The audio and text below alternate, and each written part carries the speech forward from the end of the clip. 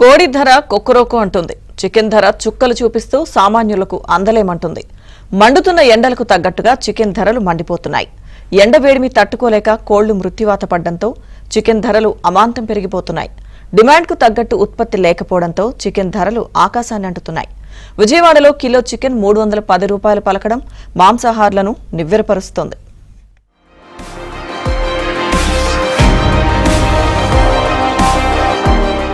ఎండల తీవ్రత తట్టుకోలేక కోళ్లు మృత్యువాత పట్టడంతో విజయవాడ పరిసర ప్రాంతాల్లో చికెన్ ధరలు అమాంతంగా పెరిగిపోయాయి. ఉక్కపోతకు బ్రాయిలర్, ఫారం కోళ్లు, నాటుకోళ్లు వెలువెల్లాడి చనిపోతుండటంతో కోడి మాంసం ధర కొండెక్కి కూర్చుంది. డిమాండ్ కు తగ్గట్టు సప్లై లేకపోవడంతో చికెన్ ధర ఇప్పుడు బహిరంగ మార్కెట్లో 310 రూపాయలకు చేరుకుంది. కోళ్ల రేట్లు రోజురోజుకి పెరుగుతూ ఉండటంతో మొక్క ముట్టలేక ఉండలేక సామాన్యులు వెలువెల్లాడుతున్నారు.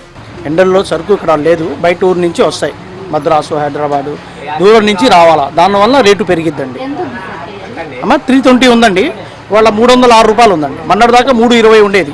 ఉన్నవాడు కొనుక్కుంటాడు, లేనివాళ్ళు ఏం చేస్తారు? 300 రేటు కొనాలంటే కొనలేరు కదా. తినేదాన్ని బట్టి మేడం, ఎవరిష్టం వాళ్ళదే. డబ్బులు ఉంటే కేజీ తీసుకుంటారు, లేదనుకుంటే ½ కేజీ తీసుకుంటారు. కృష్ణా జిల్లాలోని చల్లపల్లి, ఉయ్యూరు, అవనిగడ్డ, గుడివాడ, కైకులూరు ప్రాంతాల్లో పెద్ద ఎత్తున కోళ్ల పెంపకం జరుగుతోంది. ఇక్కడ పెంచిన కోళ్లను ముంబై, చెన్నై, కోల్కతా, ఢిల్లీ మార్కెట్లకు ఎగుమతవుతున్నాయి. కోళ్ల ధర ఒక్కసారిగా పెరగటం, వినియోగం ఎక్కువగా ఉండటంతో ఇటీవల కిలో మాంసం ధర 100 నుంచి 150కి పెరిగినట్టు అంచనా. సమ్మర్లో ఫార్మర్ పెంచడం చాలా కష్టంగా ఉంటుంది. వడదెబ్బకి కోళ్లు ఫామ్లోనే చచ్చిపోతుంటాయి.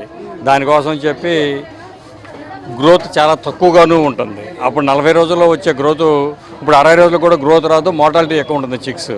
దాని కారణంగా ఫార్మర్స్ ఎక్కువ పెంచలేరు. 1,00,000 పౌల్ట్రీ పెంచే వాళ్ళు కూడా 50,000 పెంచుతారు. Plus worker problem, main worker problem ఉంటుంది అక్కడ.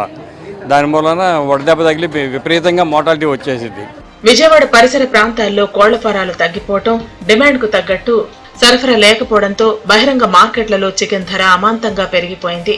ధరల పెరుగుదలతో వ్యాపారాలు మందగించాయని వ్యాపారులు పేర్కొంటున్నారు. కోడి ధర కొక్కరోకో అనటంతో చికెన్ కొనేవారి సంఖ్య తగ్గుముఖం పట్టింది. కేజీ చికెన్ కొనేవారు అరకిలో చికెన్ మాత్రమే కొంటున్నారని వ్యాపారులు పేర్కొంటున్నారు.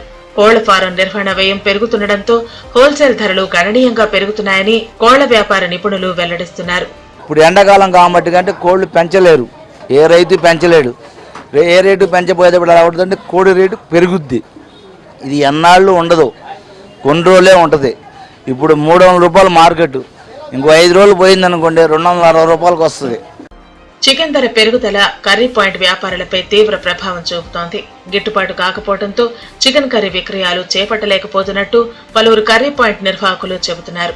పెరిగిన కోడి ధరను దృష్టిలో పెట్టుకుని చికెన్ కర్రీ జోలికి వెళ్లకుండా ఆకుకూరల జోలికి వెళుతున్నట్లు వారు వెల్లడిస్తున్నారు.